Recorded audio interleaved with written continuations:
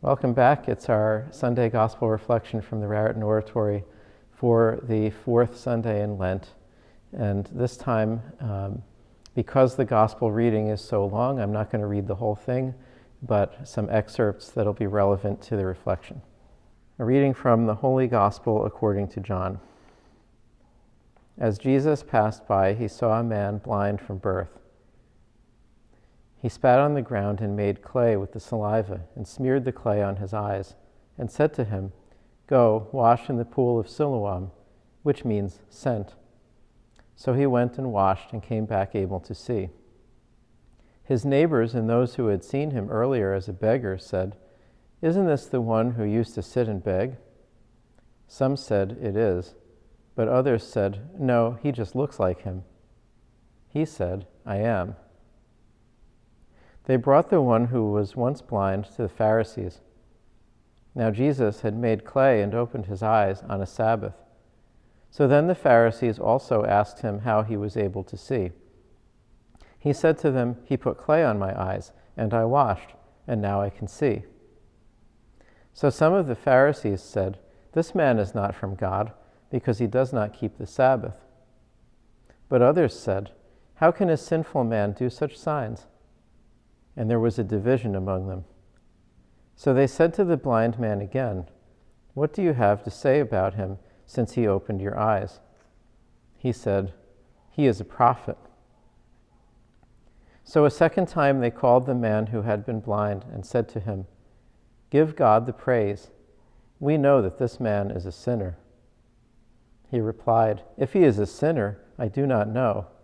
One thing I do know is that I was blind, and now I see." So they said to him, "What did he do to you? How did he open your eyes?" He answered them, "I told you already, and you did not listen.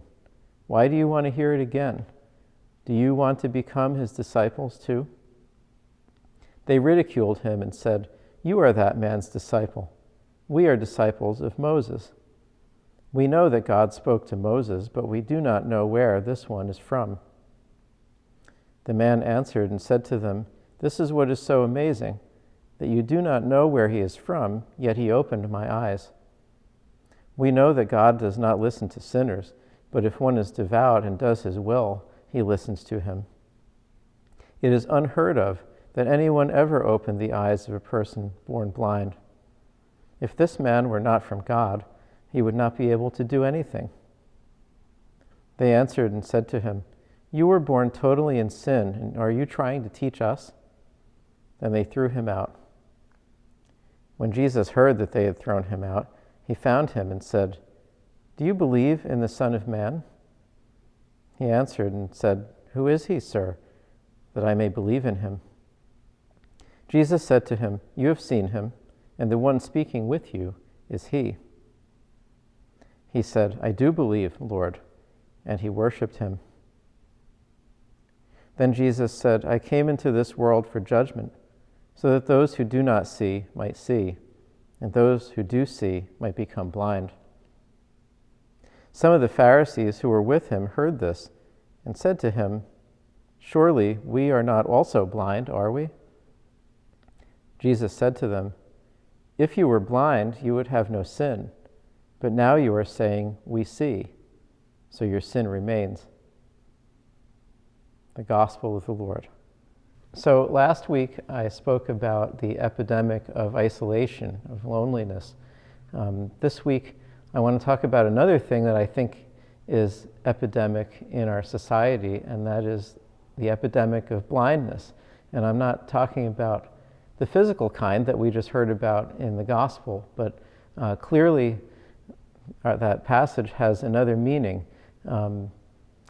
It's the kind of blindness that we have seen has crippled our politics, it has destroyed relationships and torn families apart, and made the COVID situation even more difficult than it needed to be. It's hindered our response to it. Too often, I think we remain blind to the reality that's right in front of us. Maybe we invest so much of our identity in a particular perspective, a particular ideology, whether we consider ourselves conservative or progressive, whether we're traditionalists or reformers or whatever the case may be. We find our tribe and we stick to it, right? We seek out sources of information that confirm what we already think. And it becomes more and more difficult for us to see others' perspectives and to be open to a deeper, fuller experience of reality. So we can see the disastrous effects that this is having on our country and on our society and on our church too, and the divisions that we experience. So this is the dynamic that's at work in the gospel passage we just heard. Jesus heals a man who was born blind, and the Pharisees are so invested in their ideology and their self-righteousness that they cannot accept that Jesus did this. They're blind to the reality of who he is and what he's able to do. So even after the man explained to them, this is what he did, this is how it happened, and now I can see. Even though this man was standing right in front of them, looking at them, and able to see them, like the evidence is right there, they could not accept it. They said, "We know that this man, Jesus, is a sinner because he had done the work of healing on the Sabbath." This was the issue for the Pharisees.